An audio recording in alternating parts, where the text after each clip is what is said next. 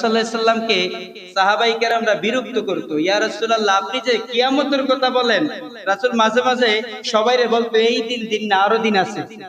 এই পৃথিবীটা এইভাবে থাকবে না, একদিন ভেঙ্গে মুচড়ে খানখান হয়ে যাবে। রাসূল সাল্লাল্লাহু আলাইহি সাল্লাম যখন কিয়ামতের বর্ণনা করলেন, সাহাবায়ে কেরামরা ভয় পেয়ে গেছে। কাফের মুশরিকরাও ভয় পেয়ে গেছে।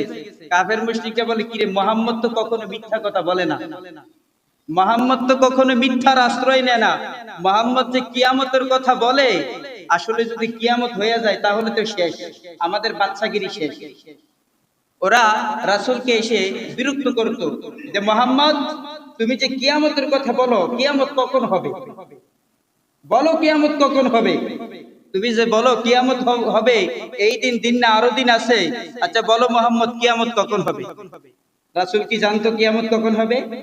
আল্লাহ রাসূলকে ওইটা জানান নাই কিয়ামত কখন হবে। আল্লাহ আল্লাহর হাবিবকে সান্ত্বনা দেওয়ার জন্য বলেন, ইন্নাল্লাহা ইনদাহু ইলমুস সাআতি ওয়া ইউনাজ্জিলুল গায়স ওয়া ইয়ালামু মা ফিল আরহাম। আল্লাহ আল্লাহর হাবিবকে বললেন, নবী কিয়ামত কখন হবে? ও নবী, আমি আপনার ওই জ্ঞান তো দেই নাই। কিয়ামত কখন হবে এটা আমি আল্লাহ জানি। আমি আল্লাহ ছাড়া গোটা বিশ্বের কেউ জানে না কিয়ামত কখন হবে।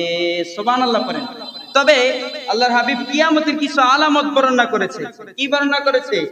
আলামাতুস সুগরা ওয়াল কুবরা।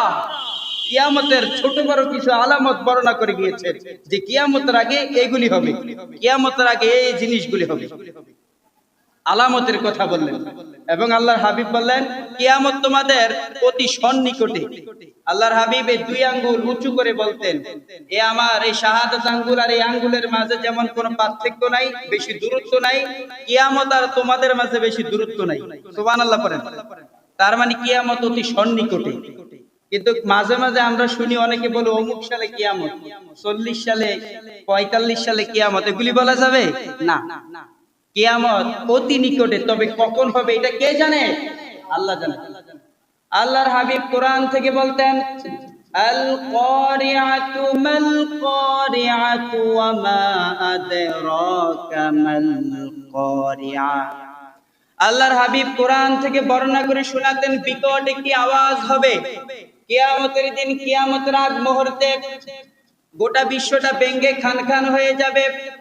আবার আল্লাহর হাবিব কোরআন থেকে বলতেন, ইজা জুলজিলাতিল আরদু জিলজালাহা ওয়া আখরাজ